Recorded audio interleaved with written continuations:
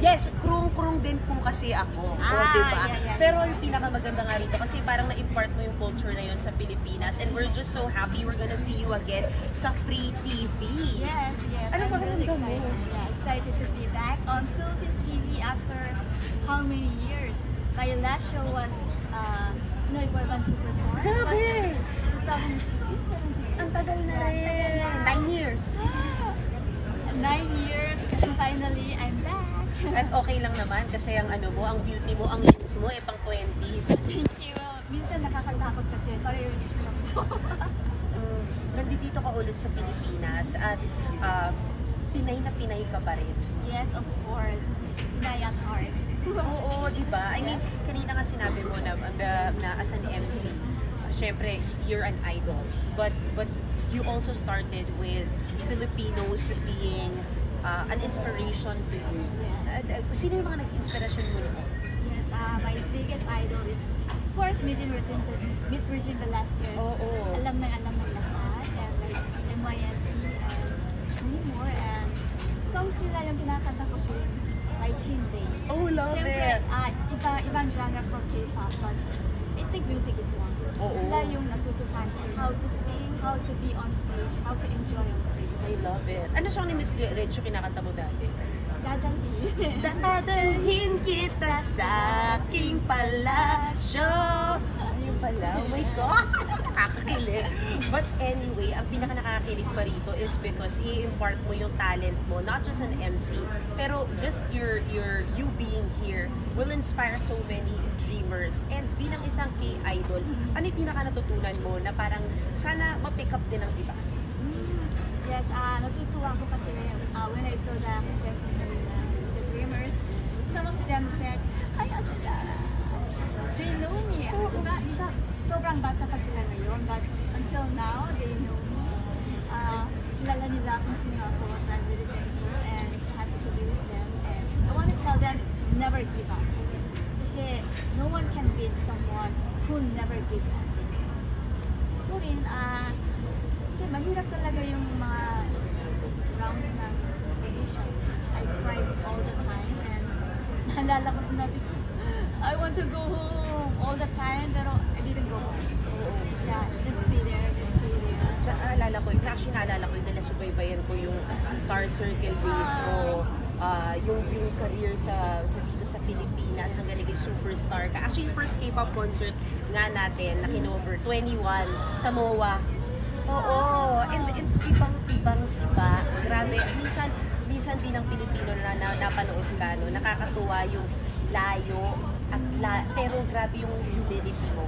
What keeps you grounded? I don't know, I think I'm born to be like this because hindi ko alam, in Korea, sinasabi na when you grow up, the more you grow up, you should bow.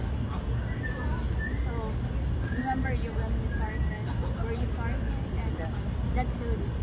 So correct. Until now, I'm really thankful to all my Filipino fans, and I also want to help them to reach their dreams. Oo, imagine mo yung 21, napakadami pa rin sumusubaybay hanggang ngayon. And ano yung naging sekreto ng grupo ninyo? I think sekreto ng grupo namin is music. Because people these days, they go to concert to have fun, to enjoy.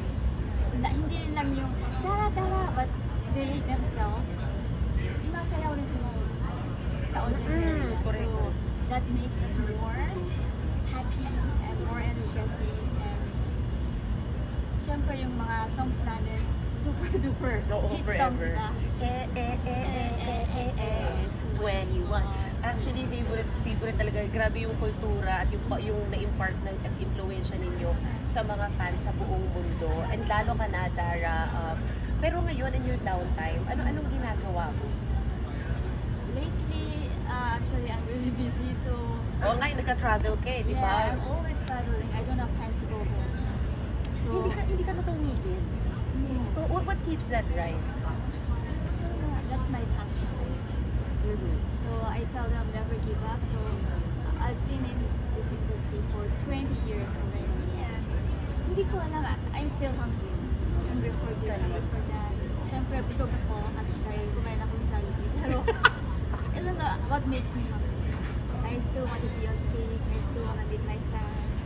I still want to do interviews like this. Maging dito at sa Korea at sa iba pang parte ng mundo. Grabe pa, hanggang sa mga fashion week, ikaw ang laman, di ba? I mean, parang we see ourselves in you. Not just, of course, I know you have your face in Korea, but hindi mo nakalimutan na bigyan din ng pagkakataon na parang yung mga bida next natin. Di ba? Na parang makita ka nila, ma-inspire sila by you. O ano tingin mo yung pagiging MC mo rito, no? Ano yung dadalhin mo sa programa? I think the energy and the brightness, happiness, and ngayon happy ako na host ako kasi to be a judge or a mentor, of course you should tell them, minsan we have to scold them and give them advices, minsan dapat magiging super strict. But since I'm a host and I'm not a mentor, I can tell them all the warm words. Oh, wow. And Ikaw yung mabait? Ikaw yung mabait? Yes. And I just want to give them happy vibes din. Kasi I'm sure nervous sila. And during my time, yung mga judges are super strict and super scary. Like, with the boy, sorry po. Napangalanan. Yeah. So I was having a hard time crying and there was Kuya Luis, the host. He always come to me, he makes me laugh. So I think there should be someone like that. At ikaw yun dito. Yes. Ang galing. And last na lang, pwede mo ba i-share kung ano yung sobrang hirap na pinagdaanan mo bilang isang trainee doon? Na may natutunan ka doon at dala-dala mo yung natutunan mo hanggang ngayon? Yes. Sobrang mahirap kasi before joining Star Circle Quest, I was just a high school student. So never ako nag-train for like singing and dancing. So ang mahirap talaga kasi wala talaga ako talent ng time na yun. And I don't know how to do this, how to do that. So my real training day was in Korea when I go back to Korea and be a trainee in YG, and it's really tough.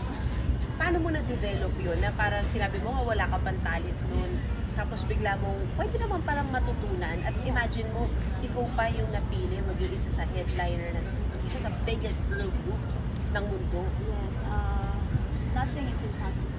Kasi first time when I started dancing with my girls in 21, ang gagaling nila. So parang I cannot follow them. Parang hindi ko sila makahabol.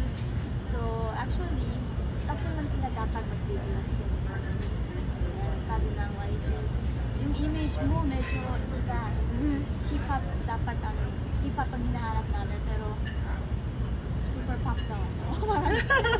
Sabi ko, I can do this. So I didn't give up and I tried to pick songs with rap, and I asked for CL to help me. Can you do this for me? So I think it's a teamwork. So the Dreamers is also a group of 9. This is not a solo artist. It's a Ensemble. yeah, it's a looking for a group. So yung chemistry nila with the members is really important. Huwag nilang kakalimutan.